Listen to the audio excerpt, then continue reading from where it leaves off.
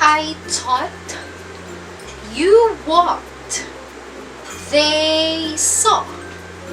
Past simple tense of the verb. That's what we are going to talk about in today's video.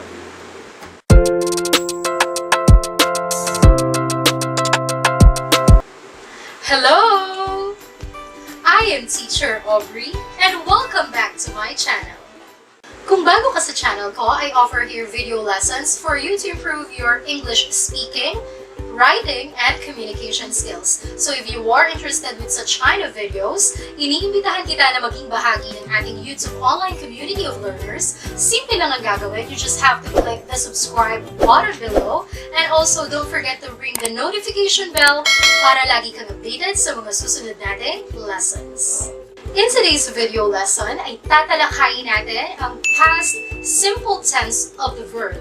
Narito na tayo sa ikalawang bahagi ng ating series of lessons. Kung hindi nyo pa napapanood ang nauna, which was the present simple tense of the verb, you may click the link above para mapanood ninyo. At may nauna pa in which I discussed all the 12 tenses and their most basic elements. You may click the link above para mapanood ninyo. At kung napanood nyo na sila pareho, ano pang hinihintay natin? Let's begin. Past simple tense of the verb. Isa ito sa pinaka-exciting na tenses ng verbs. Sapagkat madalas natin itong ginagamit, lalo na kapag tayo ay nagkikwento ng ating mga karanasan. Maaari kong sabihin na I cooked yesterday. Gumamit ako ng past simple.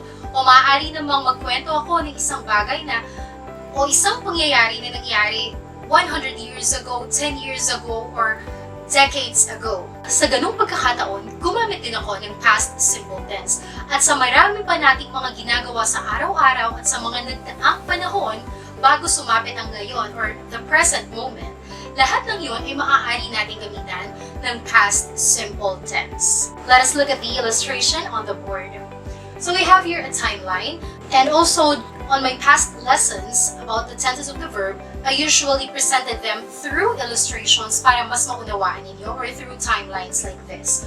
For this one, lahat ng mga kilos na narito ay mga kilos na nangyari in the past or sa nakaraang panahon. Yung nandito naman sa gitna ay in the present or now, happening now, at lahat ng patungo rito ay in the future. So pansinin natin, itong mga narito, lahat ng mga kilos na nakumpleto sa nakaraan ay ginagamitan lamang ng past simple tense. Let's say for example, our verb is to walk or maglakad, to walk. Para gawin nating past simple tense, we have here examples. Let's read. The subjects that we have can be I, you, we, they, he, she, and it. Kahit ano pa ang subject natin, singular man o plural,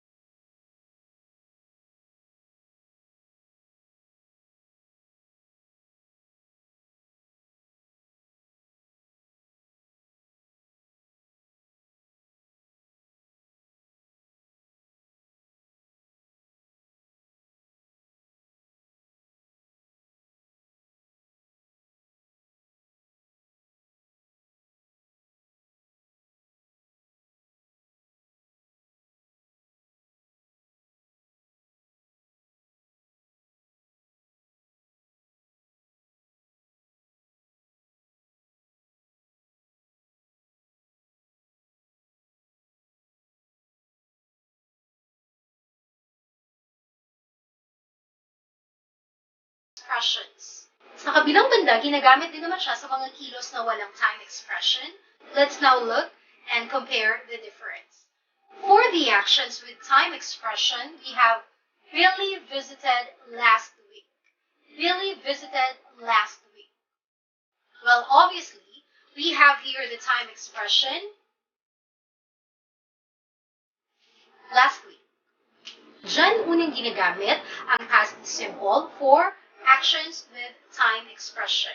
We may say last week. We may say last month, last day. Okay? And also, on the other hand, ginagamit din naman natin siya for the actions without time expression. The example we have here is, we baked cookies. We baked cookies. Ang ginamit lang natin ditong verb ay baked. Nangangahulugan na natapos lang yung pagbe-bake ng cookies sometime in the past. Okay? Natapos lang siya sometime in the past. Again, ang dalawang unang pinagagamitan for the actions with time expression and for the actions without time expression. The first two verbs we had were visited and baked. Pansinin ninyo, nagtapos sila pareho sa ED. ED. Okay? Next, the third use of past simple is for the recent past actions. When we say recent past actions, mga kilos na kakatapos lang. Recently. Fresh pa. Okay? Let's look at the example. We have the applicant reported yesterday. The applicant reported yesterday. Paano natin nasabi na recent past lang siya? Or fresh lang na nangyari yung kilos? Dahil gumamit tayo ng time expression na yesterday. Pag sinabi natin yesterday in Filipino, that is kahapon. Sinabing kahapon, fresh pa, kahapon lang nangyari. And the verb we used here is reported. Pansinin niyo yung verb, reported. Okay? Dinagdagan lang natin na ED. Next, ginagamit natin ang past simple for distant past. When we say distant past, kabaliktaran siya ng recent past. Kung ang recent past ay mga kilos na katatapos lamang, fresh na fresh pa, ang distant past naman ay mga kilos na nangyari matagal na panahon na ang nakalilipas. Anong example natin? My family stayed in Japan 4 decades ago. My family stayed in Japan 4 decades ago.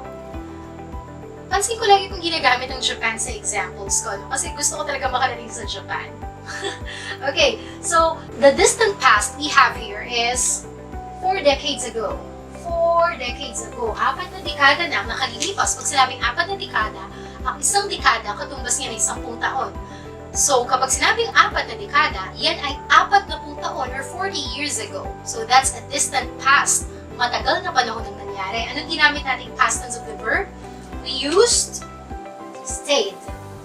Nagtapos din siya sa ED. Take note of that. Take note of that.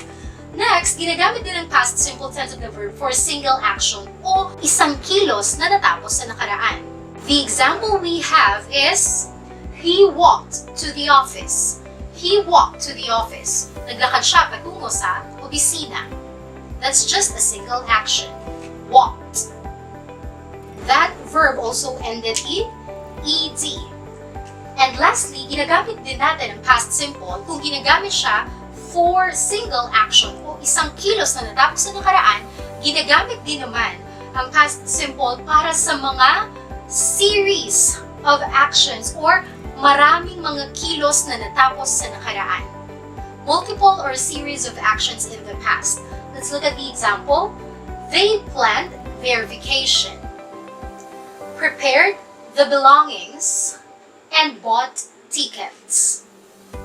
Ilang actions meron sa pangungusap na yan? Meron tayong 3 past actions. The first one is, they planned.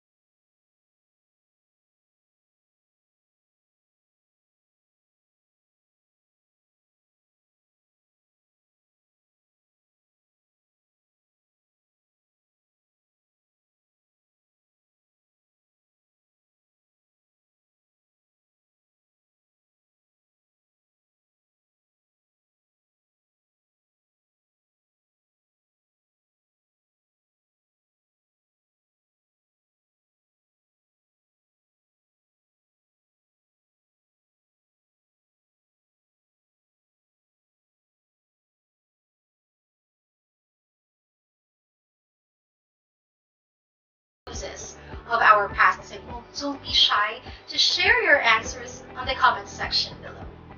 Karamihan sa naibigay ko kaninang halimbawa for the verbs in past tense ay nagtatapos sa letter D or ED. Such as walk naging walked, talk naging talked. That's the usual verb. Pero mayroon din ako kaninang naibigay na verb in past tense na kung saan ay nabago ang spelling. Okay? Nabago ang spelling nung ginawa na nating past tense. Kaya po may ganung magkaibang verb in English dahil may tinatawag tayo na regular and irregular verbs. Tinatawag nating regular ang isang verb kung siya ay nangangailangan lang dagdagan ng D or ED sa hulihan kung babaguhin natin ang tense niya from present to past. Sa kabilang banda, tinatawag naman nating irregular ang isang verb kapag kailangan na nating baguhin ang spelling niya from present tense to past tense. Let's look at the board. For the regular verbs, we have here the verbs talk. The past tense of talk is talked. Listen carefully. Pakinggan niyo kung paano ko pinronounce ang bawat verb in past tense. Mamaya ay mas ipaliliwanag ko kung bakit ganun sila dapat i-pronounce. Again, talk. The past tense is talked. It ended with ed. Next, we have wish. The past tense is wished. Wished. Repeat after me. Wished. Nagtapos siya sa ed. Another regular verb is play. Play. To make it past, it will become played. Repeat after me. Played. It also ended with ed. There are a lot more regular verbs. At yan yung mas madadaling verbs na dinadagdagan lang natin ng D or ED. Pero kailangan nyo rin i-familiarize ang inyong mga sarili sa mga tinatawag nating irregular verbs. Walang secret ingredient para malaman nyo sila. Kailangan nyo talaga silang kabisaduhin kung ano-ano yung mga irregular verbs. But as you go along your English studies, ma-familiarize kayo kapag lagi nyo silang nababasa at kapag talaga namang i-memorize ninyo. Walang secret ingredient para makabisado nyo sila, kundi kailangan nyo talaga aralin. Let us now move on to our irregular verbs. The first one we have is catch. Catch, salo. Okay? Salo. Okay? Sinalo. Okay? Catch, the past tense, it's wrong to say catch with ed. Hindi pwedeng catched. That's wrong. Walang ganung salita. To change the present tense of the verb catch into past tense, it will be caught. Everybody say caught. Next is write. It's wrong to say righted. Mali na dagdagan lang ng D ang right. The correct past form of write is wrote. Wrote. And the last example we have here is go. Go. The past tense of go is went. Went. Okay?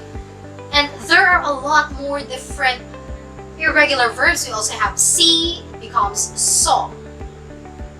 What else? Think becomes thought. Teach becomes taught. Napakarami pang iba't ibang irregular verbs. Now let us move on to the ways on how we can use the past simple o kung paano nga ba natin dapat gamitin ang past simple. Mababago siya for positive sentence, mababago rin naman for negative sentence, at mababago rin naman kapag gusto natin siyang gamitin in question form. Let's look at the board. For positive sentence, the subjects we have here are this. We have I, you, we, they, he, she, it. Gaya ng sinabi ko sa inyo sa unang bahagi ng video natin, ano man ang subject ninyo, lalaki man, babae, singular man o plural, kapag ang gagamiting tense of the verb ay past simple, wala tayong problema. Kahit ano pa ang subject, ang kailangan lang ay ang verb mo ay nasa past simple. So, the verb we have here is walked. Again, the verb we have here is walked. So, we may say, I walked, you walked, we walked, They walked. He walked. She walked. It walked. Yun lang ang binigay kong halimbawa, pero maaari nyo pang dagdagan ng ibang detalye. Maaari nyo sabihin na, I walked to the park with my mom. Okay? And don't forget to always end your sentences with a period. Since the verb we used here is a regular verb. O nasa uling regular in which dinadagdagan lang natin ng D or ED para maging past tense. Ang walk natin na verb ay dinagdagan lang natin ng ED to make it past. Okay? It became walked. Now, let's know paano naman, Teacher Aubrey, kapag po gagamitin ang past simple tense of the verb for negative sentences. Again, when we say negative, it's the opposite. Or in Filipino, yun yung dinagdagan ng salitang hindi o kabaliktaran. Para maging negative ang inyong statement in using the past simple tense of the verb, nangangailangan na magkaroon tayo ng tinatawag na helping verb.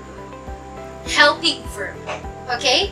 So since in this sentence, the only verb we have is an action verb, or it is considered as the main verb, wala tayong helping verb. Ano ang helping verb na idadagdag para maging negative? Magdadagdag tayo ng helping verb na did. And the word not. Bakit did? Did because it is the past helping verb. In the last video I made for the present simple, we used the helping verbs do and does. But since this lesson is about past simple, the only helping verb that we are going to use o ang tanging helping verb lang na gagamitin natin ay did. And to make that negative, dadagdagan natin ang salitang not. It will be did not. Idadagdag lang natin itong helping verb sa unahan ng ating action verb. So it will be I did not work. Okay, again, I did not work. But as I always tell you, in oral communication, instead of saying the words did not, do not, does not, we usually use the contraction. When we say contraction, yung pinagsamang dalawang salita. So, instead of saying did not, it will be didn't. Say it after me. Didn't. I want you to notice that the action word that we used in the negative statement is in base form. Yes, kapag po gagawa tayo ng negative statement at ginamitan natin ng helping verb na did not, or didn't, ang ating main verb or action verb ay dapat na nasa base form. It's wrong to say worked. That's wrong. Because the past idea is already embedded in our helping verb did. Dahil pag sinabing did, past tense na siya. Did not work or didn't work. So ang tama ay didn't work or did not work. It will be like this. I didn't work. You didn't work. We didn't work. They didn't work. He didn't work. She didn't work. And it didn't work. Understand? Now, this time, let us know paano naman kapag gagamitin na natin ang past simple tense of the verb in question form o kapag tayo ay magtatanong. Simple lang. Kapag gagawa tayo ng tanong using past simple tense of the verb, uumpisahan natin gamit ang helping verb na did. Singular man o plural ang subject, wala tayong ibang gagamitin ng helping verb, kundi did.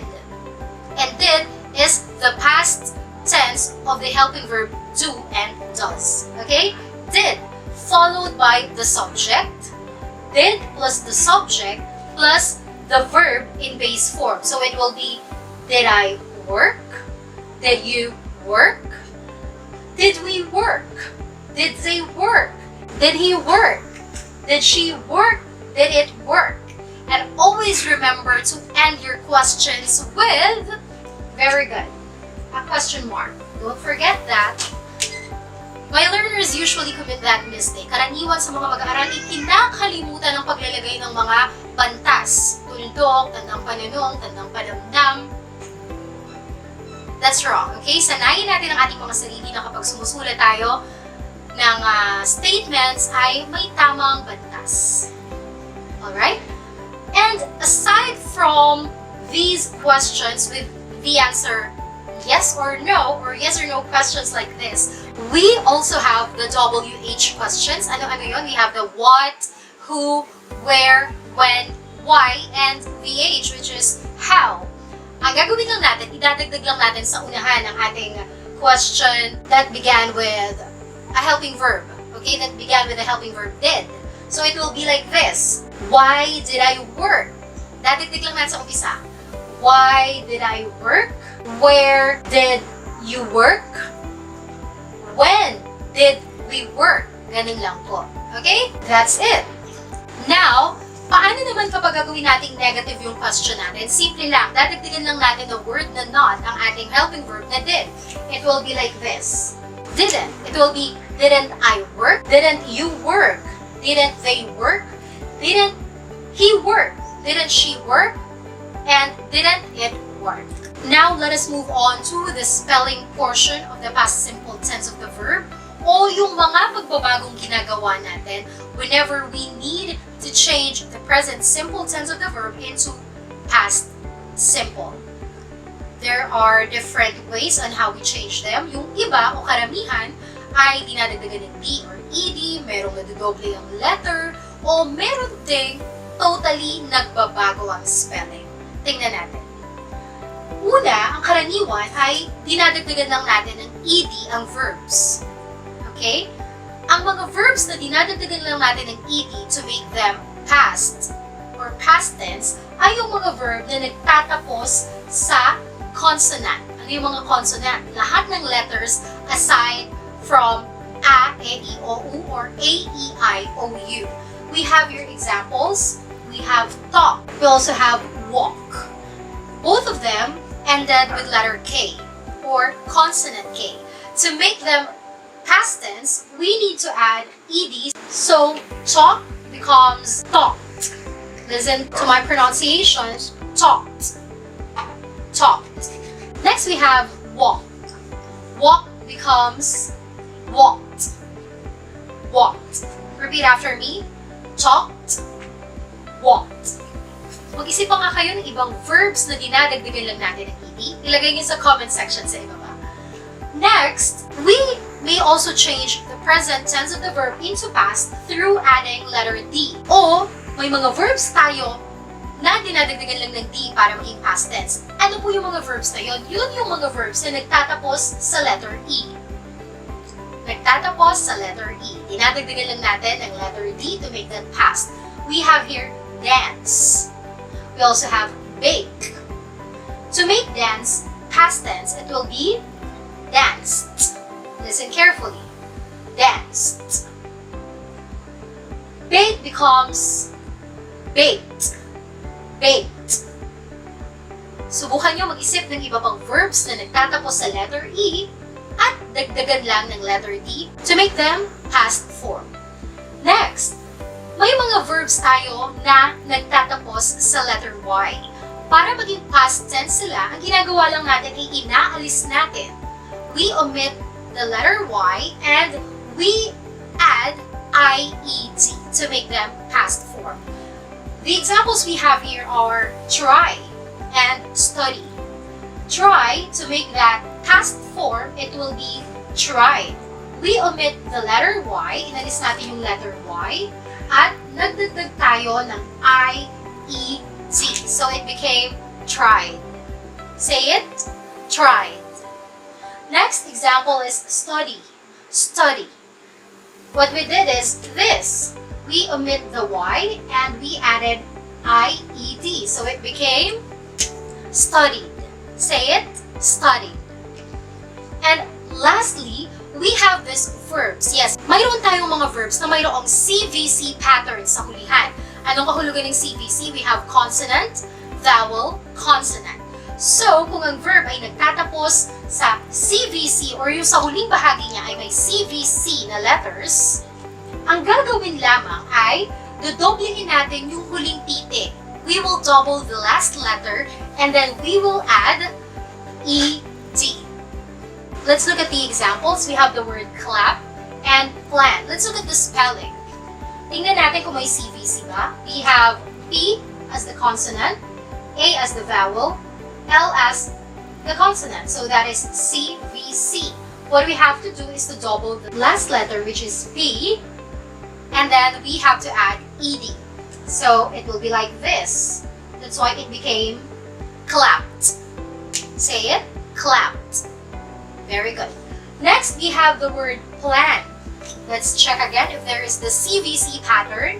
N as the consonant, A vowel, L consonant. CVC, we have to double the last letter. And then we need to add ED. So plan becomes plant. Plant. Now, I want you to think of your own example of a verb that has the CVC pattern in the last part, and then you have to double the last letter, dodoblihin nyo yung huling titik, at magdadagdag kayo ng ED. Ilagay sa ating comment section sa ibaba. And of course, maaari nyo i-pause or ihinto saglit itong video para mas maunawaan ninyo. Ngayon naman ay magbubuon tayo sa ating pronunciation. Yes, o kung paano binibigkas ang ating mga verbs in past tense. But in this portion, we will just be focusing on irregular verbs o sa mga verbs in past tense na dinadagdagan lang natin ng D or ED to make them past. Gaya nga ng sabi ko sa inyo, I want you to notice the way how I pronounce the words or the verbs with D or ED. Kasi iba-iba sila ng pagkaka-pronounce. Meron tayong mga verbs na nagtatapos sa D or ED na pinopronounce as D. Meron din namang ang tunog ay T or letter T. Meron din namang ang tunog ay id. Iba-iba po. Ngayon, narito ang mga rules kung bakit ganun natin sila dapat i-pronounce. Dito muna tayo sa ating mga verbs ending in D or ED na pinopronounce natin as T or ang tunog ay T or letter T, ang dulo. We have here these verbs. Repeat after me. We have walked, walked, hoped, hoped, kissed, kissed, washed, washed, coughed, coughed, and watched, watched. Bakit kaya ganun natin sila pinopronounce? Lahat ng mga verbs na to ay mayroong dulong letter na kinoconsider natin as unvoiced letters. Pag sinabi natin unvoiced, if you have background in international phonetic alphabets, don't worry, I will make a lesson about that. May tinatawag tayong unvoiced letter. Pag sinabi natin unvoiced letter, sila yung mga letters na pag binigkas natin ay wala tayong mararamdamang vibration sa ating vocal cords. Subukan nyo. Try to say walk, walk. Walang vibration na naramdaman sa ating vocal cords because that is an unvoiced letter. The letter K in the word walk, walk. Also in the word hope, hope. That's an unvoiced letter, letter P. Also the word kiss, kiss. There's no vibration. There's a little but mas lamang yung walang vibration. Kiss, kiss. Next is wash, wash. There's no vibration in the consonants SH. Wash. Next is cough. Cough. There's no vibration in the consonant F. Cough. Okay? And lastly is watch. Watch. Wala pong vibration sa ating vocal cords para sa consonant na CH. So, again, we consider these verbs, ang kanilang dulong letter as unvoiced. And these verbs having the ending letters K, S, P, F, C, H, S, H, they are considered unvoiced at kapag ang verb ay regular verb at may unvoiced letters sa dulo at dinadagdagan lang ng D or ED, ang sound ng D or ED ay pinopronounce natin as T, T. O ang dapat na marinig na tunog ay T or letter T. That's why we pronounce them as walked, hoped, kissed, washed, coughed, watched. Okay? Now let's move on to our regular verbs ending in D or ED in which the sound of D or ED should be D, D, or letter D. Repeat after me. Earned, earned. Charged, charged. Played, played. Called, called. Moved, moved. And aimed, aimed. Bakit nagkaiba sila? Bakit ito ay dapat marinig as T sound or T? At ito naman, dapat marinig ang D sa dulong bahagi ng verbs natin dahil po itong mga verbs na to ay may unvoiced na dulong titik.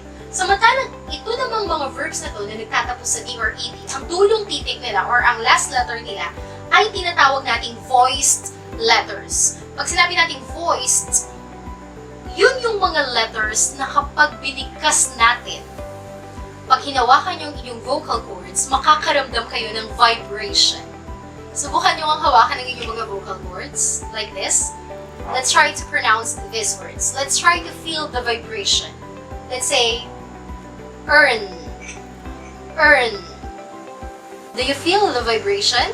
Because letter N is a voiced letter. Next is charge, charge. So you feel there is also a vibration because letter G or the alphabet G is a voiced letter. Next is play, play. There's a vibration because letter Y is a voiced consonant. Next is call, call, call. There is a vibration. Move, move. And aim, aim. So those verbs having the last letter in which yung last letter na yon ay kinoconsider natin voiced or may vibration kayong mararamdaman pag pinronounce ninyo. We have N, G, M, R, V, and the vowels. We consider them as voiced. At kapag voice yung last letter ng atin pong regular verbs, kapag dadagdagan siya ng E or ED sa hulihan to make that past tense, ang dapat nating marinig na tunog ng D or ED ay letter D or the sound of D. D. Again, repeat after me. Earned, earned. Charged, charged. Played, played. Called, called. Moved, moved. And aimed, aimed.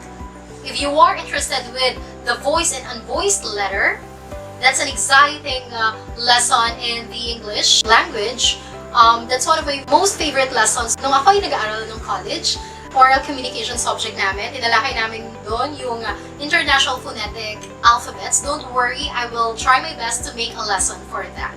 And now let's proceed to this. Ito naman yung mga verbs na nagtatapos sa letter T or D. Kapag ang verbs ay nagtatapos sa letter T or D, yung mga regular verbs na nagtatapos sa letters na yan, kapag dinagdagan sila ng D or ED to make them past tense, ang magiging pronunciation ay id. Id. Hindi na siya dapat na tumunog as T or D. Dapat ang tunog ay id. Let's read. Repeat after me. We have, listen carefully, repeat after me, accepted. It's not accepted. It's not accepted. It's id. Id. Again, accepted. Accepted. Next is appreciated. Appreciated. Decided. Decided. Ended. Ended. Invented. Invented. And lastly is waited. Waited. You may pause this video for a while para mas ma-practice ninyo. Now let us move on to our practice or a short quiz to check how well you understand our discussion. In this part, i-apply ninyo yung ating mga rules na napag-aralan ukol sa past simple tense. We have here 7 sentences. You just have to give what is being asked. 2 for positive statements, 2 for negative statements, and the last 3 are for the question form. Okay? Make sure na ang ating verb dito ay gagawin nating past simple. Maaari ninyong i-pause o ihinto saglit itong video para mas maunawaan ninyo. And don't be shy to share your answers on the comment section below para mabasa rin ng ating community of learners. Let's begin. Number 1, I talked to him. I talked to him. Number 2, they, that is they. They cry. They cry. Number 3, gagawin nating negative. We have, he ruined the party. He ruined the party. 4, John recited. John recited. Number 5, gagawin natin question 4. Karen stayed at the hotel. Karen stayed at the hotel. Number 6, Mia arrived at 9. Mia arrived at 9. And lastly is, they passed the examination. They passed the examination. Let's now reveal the answers. For number 1, I talked to him. So what's the past tense of talk? Talked. So we will say, I talked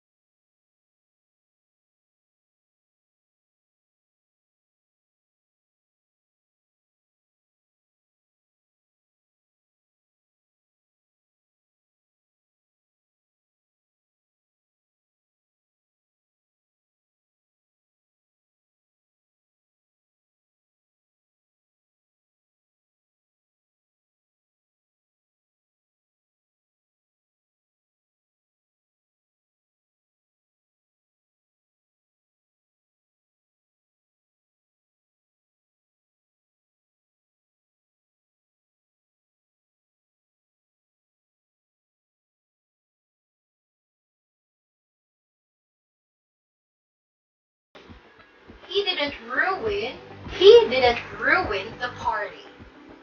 Tama ba? Ganyan ba yung nakuha ninyo? Next, number 5. John recited. John recited. We need to add the helping verb did. And the word not, it will be didn't. So it will be like this.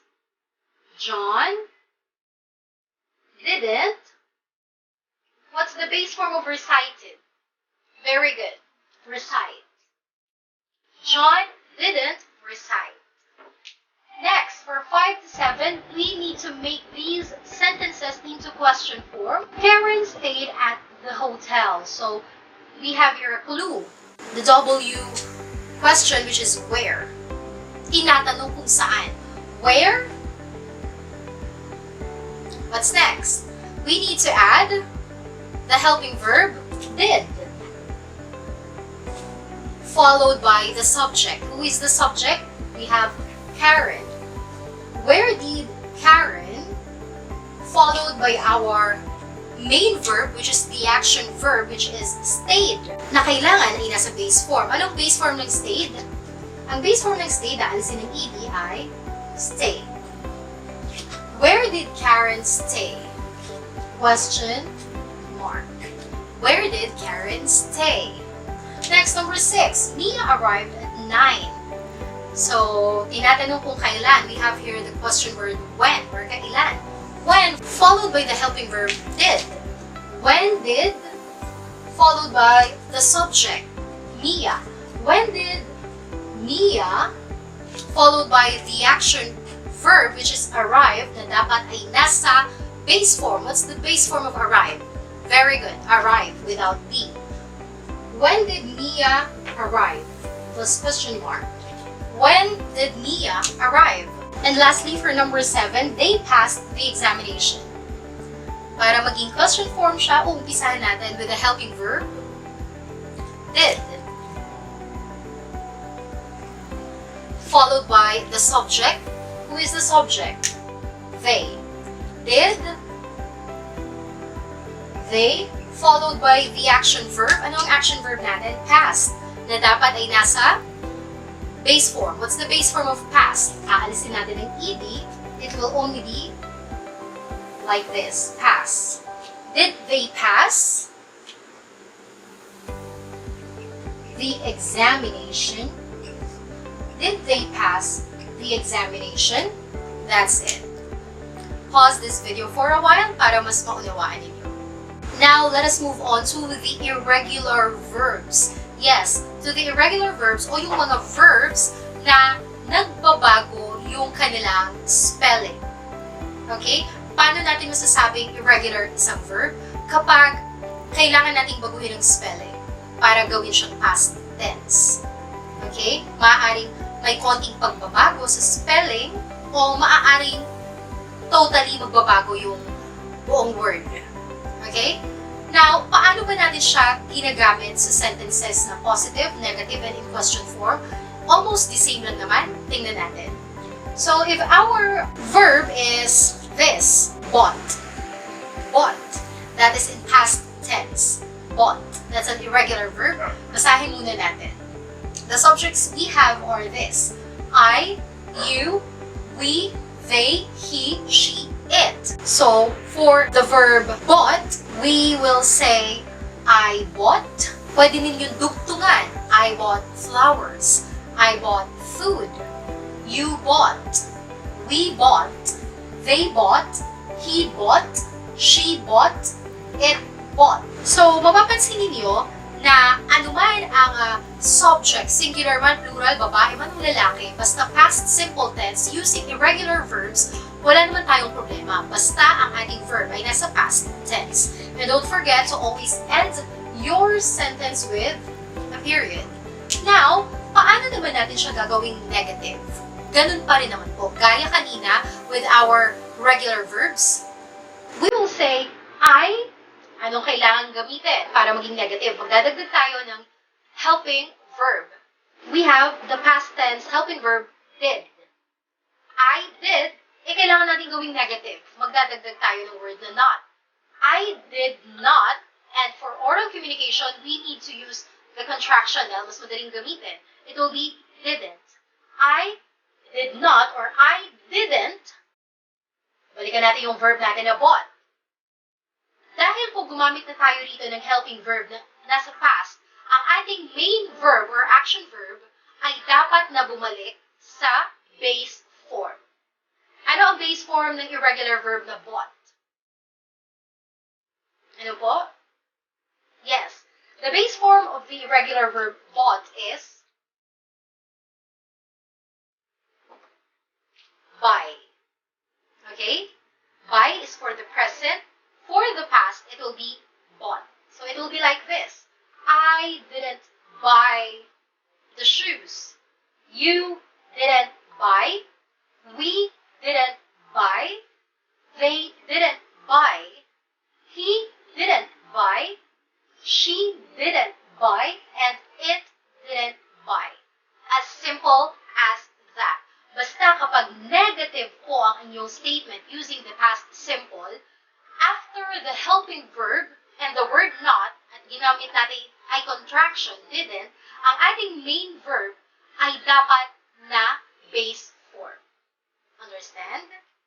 Now let's move on to the question form of our past simple tense of the verb using irregular verbs. So, gaya lang din nung kanina, uumpisahan natin ang ating question form with the helping verb did, since past tense niya.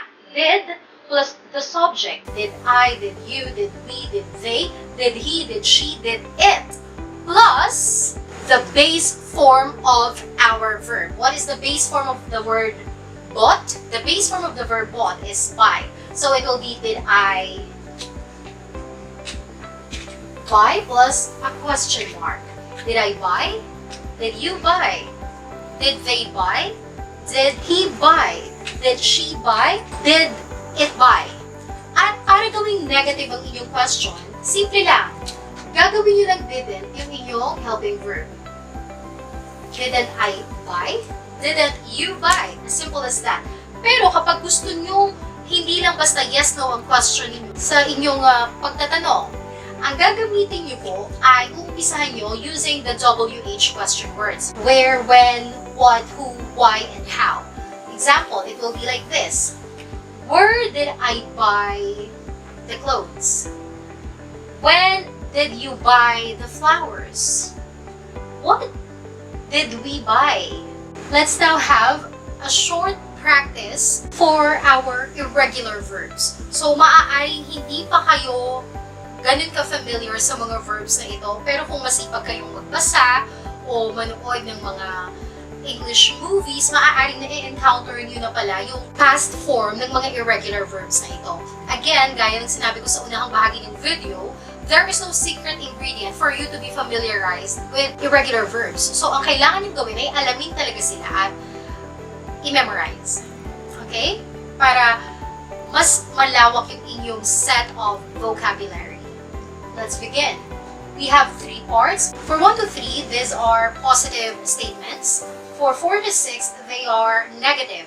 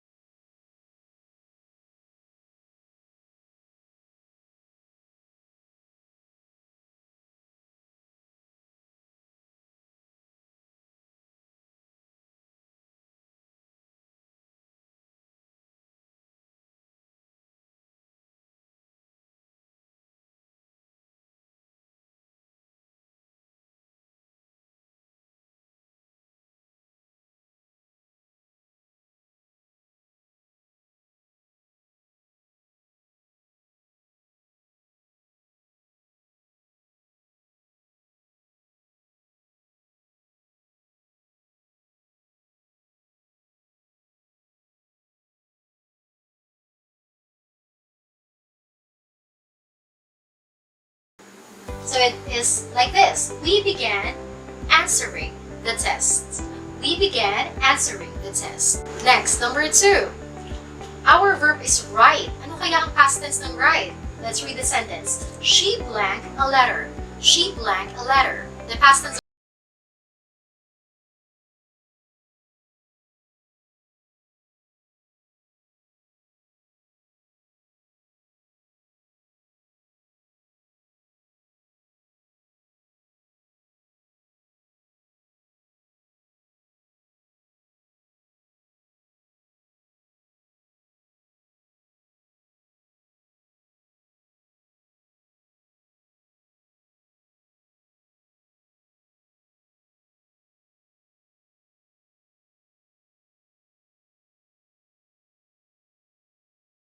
negative. So, ang ating verbs dito ay nasa past tense na. Subukan nating alamin ano kaya yung mga present tense nila. For the word hurt, ano kaya ang present tense ng hurt? This is the sentence. He blanked me. Para maging negative ang ating statement, after the subject, kailangan magdagdag ng helping verb na did plus the word not, and let's make the contraction, which is didn't. So, we are going to add the word didn't. He didn't plus the base form of the verb or the action verb. Ang verb natin ay hurt. What's the base form of hurt? Very good. The base form of this verb is the same. Hurt. Hurt. Okay? Dahil hindi na bago ang spelling, from present to past tense, to past participle, hurt, hurt, hurt, from V1 to V2 to V3,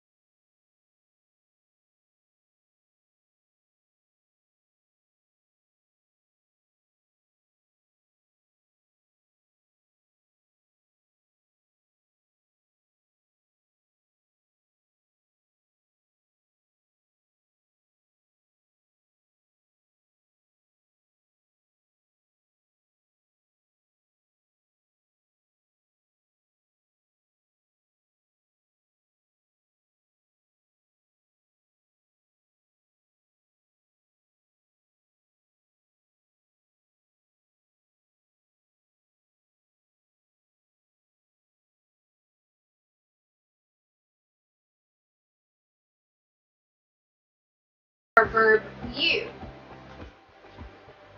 or nakilala, nalaman. The base form of that is, the present form of that is know.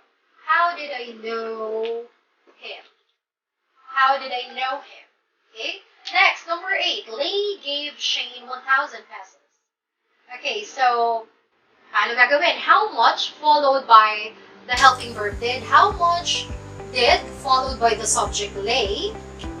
How much did lay plus the base form of gave, which is give. How much did lay give? That's it. How much did lay give? You may pause this video for a while at basahin nyo ulit. Now, let us move on to the short answers. Yes, yung ating pagsagot kapag tinatanong tayo, and our answers should be in simple past. Ayaw naman natin na sumagot ng sobrang kompleto na, yes, I do like this, like that, and like that again. So, mayroon tayong tinatawag na short answers, but even if that is only a short answer, we will still sound knowledgeable. Let's proceed. The question we have here is, did Alu give the documents? Did Alu give the documents? If it's a yes or no, paano magiging sagot? So if it's a yes, you will just say yes. If it's a yes, you just have to say yes, followed by the subject. The subject is Alu. And Alu is a girl, so we will say she. Yes, she, plus the helping verb at the beginning of the question, did. Yes, she did. Yes, she did. At wala siyang karugtong, kaya there's no contraction in this portion. Okay? Yes, she did. Next, kung no naman, simple lang. You just have to say no plus the subject. Pinalitan natin ng pronoun she. No, she plus the helping verb did. Since it's a no, we need to add the word not. It will be didn't. No, she didn't. Didn't. Okay? Next. Did the company promote the products? Did the company promote the products? If it's a yes, you just have to say yes, followed by the subject. Ano yung subject natin? Company. Papalitan natin ng pronoun. Ano yung pamalit na pronoun sa company? Since company is being considered in this sentence as one company, sole company, isa lang, ginamit natin ay it. Yes, it, plus the helping verb at the beginning of the question, which is did. Yes, it did.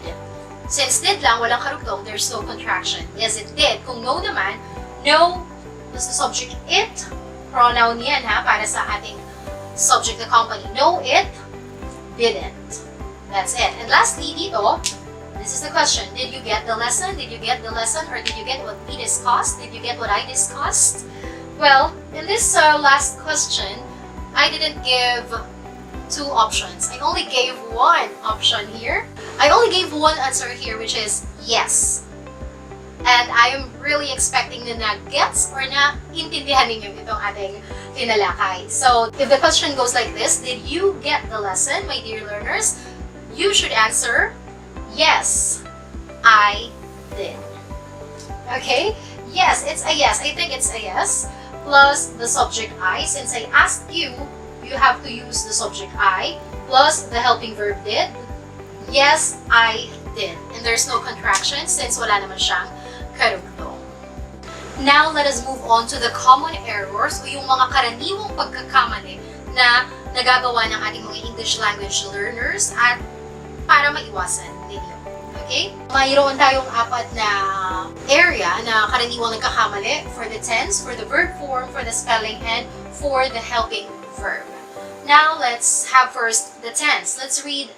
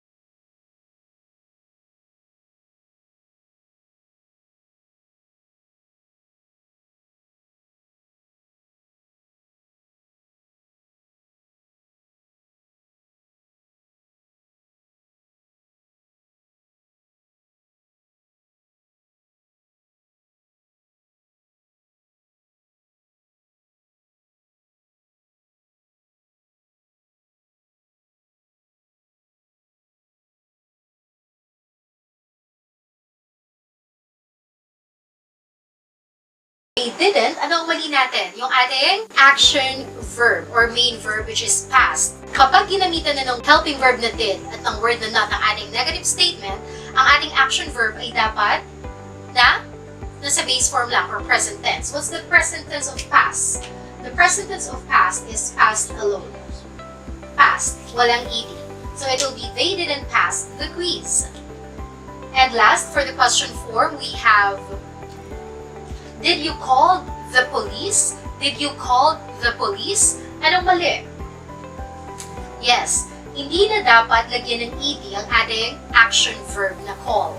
So, maling sabihin did you call. It will only be did you call the police? Did you call the police? Dahil gumamit na tayo ng helping verb na nasa past form, which is did. So, it will be did you call the police? That's it. Now, let's proceed to the spelling. Ano yung common errors sa spelling? Eto, basahin natin. They, anong basa nyo? They planed. Planed ang basa dyan eh. The proposal. Pero anong gusto ipakahulugan sa pangungusap? Pinagplanuhan nila ang proposal. So, that should be planned. Diba? Anong mali? May mali sa spelling eh. Sabi ko sa inyo, kapag isang verb ay nagtatapos, yung last three letters niya ay CVC or consonant, vowel, consonant, ano dapat gawin? Doblehin yung last letter. Doblehin. Ano yung last letter? Letter N. Doblehin. At dagdagan ng ED. So, it will be like this. They planned the proposal. They planned the proposal. That's it. And dito naman tayo sa huling bahagi, the helping verb. Kung may naririnig akong mga ganito, kapag naririnig natin sila, pakiramdam natin tama. Kasi, idinadaan sa intonation, sa intonasyong patanong. Maaaring tanungin tayo nung kausap natin na, you wash the car? Patanong, di ba? You wash the car. Naintindihan naman natin. Naintindihan natin yung gusto niya ipakahulugan, pero may kulang. Kulang ng helping verb. Okay? Yung intention, naintindihan natin nagtanong siya. Nalinis na ba yung sasakyan? Nagtanong. Pero, grammatically, may kulang. So, kulang siya ng helping verb na did. Did you wash the car? Did you wash the car? Okay, and lastly, another one is, she talked to her daughter. Di ba ganun yung iba? Nagtatanong sila, kinakalimutan nila yung helping verb talaga sa unahan para maging tama yung tanong. She talked to her daughter? Something like that. So, anong kulang? Kulang ng helping verb na did. Did she talk to her daughter? Did she talk to her daughter? Maaari ninyong i-pause saglit itong video para mas maunawaan nyo itong mga common errors na nako-commit ng ating mga English language learners. Before we finally end our discussion for the past simple tense of the verb, let us have these examples para ma-sum up natin ang ating mga pinag-aralan. Tingnan natin. We have these three above in which we use a regular verb, and these three sentences sa baba ay ginamitan natin ng irregular verbs. Tingnan natin. For the positive sentence, we are going to say, he worked. He worked. Paano naman siya magiging negative? Magiging ganito. He didn't work. He didn't work. Para naman maging question form, magiging, did he work? Did he work? That is for a regular verb. Pansinin natin, dahil regular, nagdagdag lang tayo ng D or ED. And now, let's have this last three examples kung saan ginamitan natin ng irregular verbs. Let's read. They built the house. The verb we have here is build. Build is the past tense for the verb build. This is the present. Para mabago, ang build, inapalitan D ng letter T para maging past tense. So, they built the house. Paano siya magiging negative? They didn't plus the base form or the present tense of the verb build, which is build. They didn't build the house. And for the question form, it will be, did they build the house? Did they build the house? Ngayon, ang task na ibibigay ko sa inyo ay ito. Listen carefully.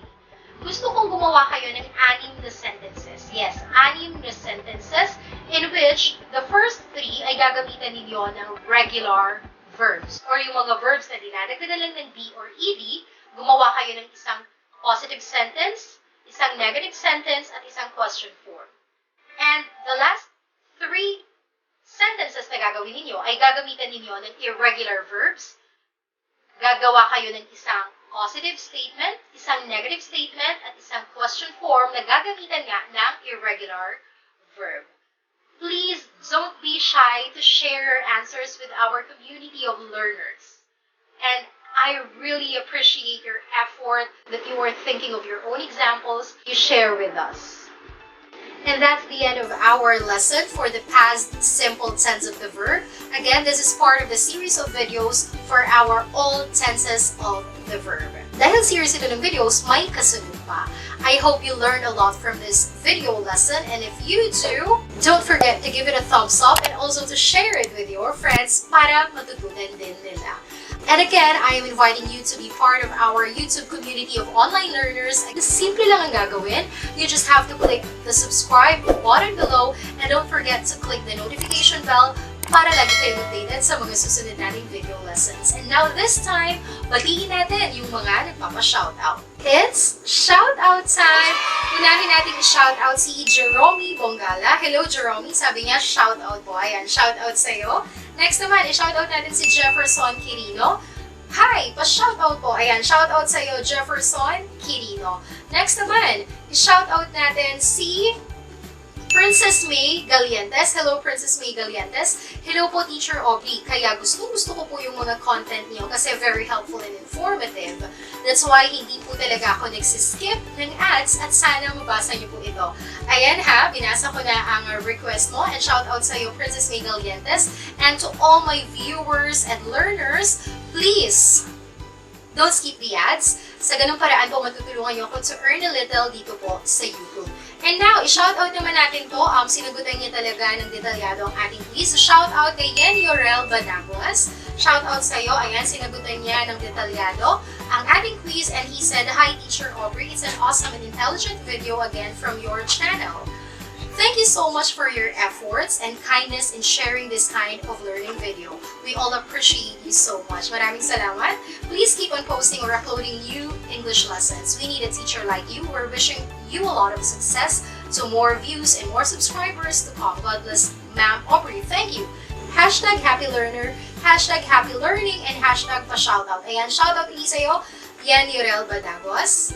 Next naman, i-shoutout natin si Sophie Rogon. Hello, Sophie Rogon. Sabi niya, "Thank you so much, Miss, for your YouTube channel. Just now, I see it. I am Sofia Caniete Rogon, studying here in Saudi Arabia.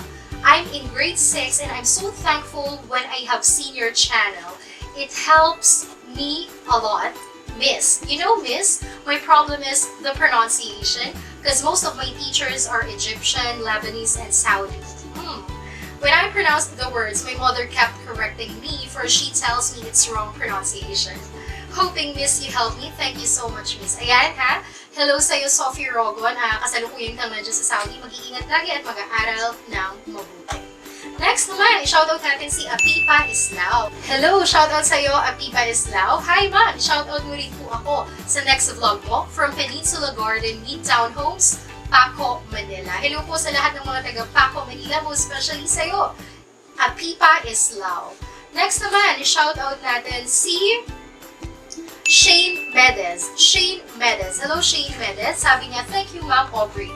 This is my first time I have seen your videos and sobrang napahanga niyo po talaga ako. Thank you po, Ma'am, sa mga tips. Marami po talaga akong natutunan. I am a college student here po in Davao. At lahat po ng mga advice niyo ay gagawin ko po para mas maging effective po na estudyante. I love you po. I love you all." Ayan, maraming salamat, Shane Medez. At hello sa lahat ng mga taga Davao.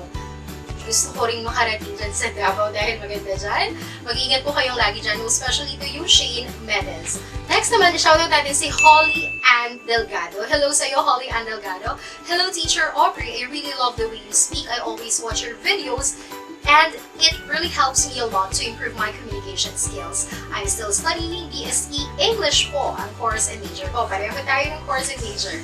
Teacher Aubrey, I hope that you will continue to teach more about English language. God bless po." God bless you din at good luck sa pag-aaral mo, Holly Ann Delgado. And Lastly, shoutout natin si Kuya Ted Channel. Shoutout sa'yo, Kuya Ted Channel. Sabi niya, wow, ang galing mo naman, teacher. Daming matututunan. Kapitbahay from Dubai. Thanks for sharing. Hello po sa lahat ng mga kababayan natin sa Dubai. Mag-iingat po kayong palagi, lalo na ikaw, Kuya Ted Channel. And that's the end of our shoutout for today's video lesson. Muli, ipinapaalala ko sa lahat na anuman ang inyong edad, anuman ang inyong estado sa buhay at narating sa buhay, basta't may pangarap kayo, walang hindi magagawa at matututunan basta't lagi ninyo pagsisikapan at pagsasanayan. Until my next learning video, bye for now!